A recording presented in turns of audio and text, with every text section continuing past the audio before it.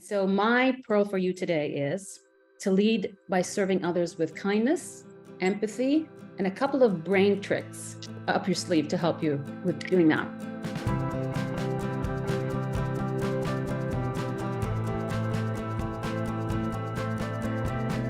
I'm going to hold up my drink here, and I'm sure everybody has a drink next to them because it's actually today's pearl of wisdom. It has something to do with food.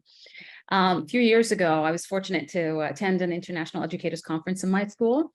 And there was a very nice English educator, very talented leader from Liverpool. His name is Abdul Chauhan. Some of you may know of him. And a lot of what he said resonated with me greatly.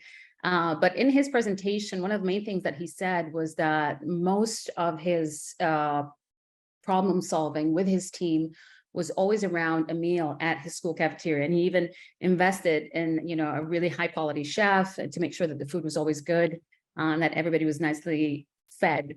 And so being a science teacher as well and having a science major made me reflect on the science behind his statement over the years. And as it turns out, one of the essential functions of the human brain is to protect the human body from any perceived threats or danger. And the brain automatically does that and responds through its autonomic nervous system. And it releases hormones that trigger a fight and flight reaction, and the heart rate goes up, your breathing becomes enhanced, your pupils dilate, and the body's ready for action when there's a perceived threat. But it's also true scientifically that the brain cannot receive two conflicting messages at the same time. So if you're eating or if you're drinking, your brain gets the opposite message in, that there's no threat, because surely, you can't be running away from danger while having a snack at the same time. And so when people are eating or drinking, the brain disengages from this fight response and the whole body begins to calm down. And that actually explains Abdul Chauhan's observation of how conversations are more productive around a nice meal, because the brain is is perceiving the situation as you having a good time and there's no danger. The body becomes relaxed, and people are a lot less likely to be on the offense or the defense. They are able to listen, they're able to think clearly, and the brain is in a productive, creative mode rather than a reactive one. And I like to give the example of, with older generations and in the movies, when somebody's upset and they run to them with a glass of water in hand, they're like, here, have a drink of water, and to console them. And that kind of makes sense because it disengages the autonomic nervous system and it engages the gastric system. So it's a different message.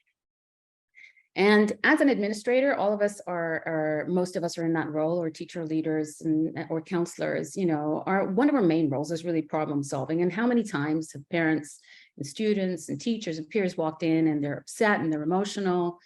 And, what if a simple response on our behalf of offering a glass of water, some juice, a piece of candy out of the jar on your desk or in your drawer, will give their brain that conflicting message and disengage their nerves. You can also take them out on a slow-paced walk, especially outdoors, because if they can breathe better, that will also help their body calm down as well.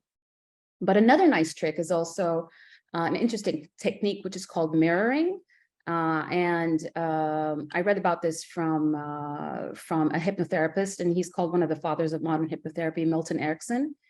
And he, with his patient, would mimic their body language. And so, for instance, if they were soft-spoken, he would speak in their tone. If they were of high volume and enthusiasm, he would adopt the same attitude as immediately. And so the patient subconsciously would detect familiarity and immediately make a connection with a person and trust them more.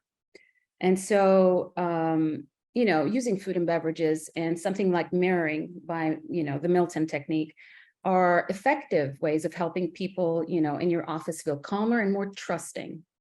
And at this point, all you have to do is just listen and keep listening.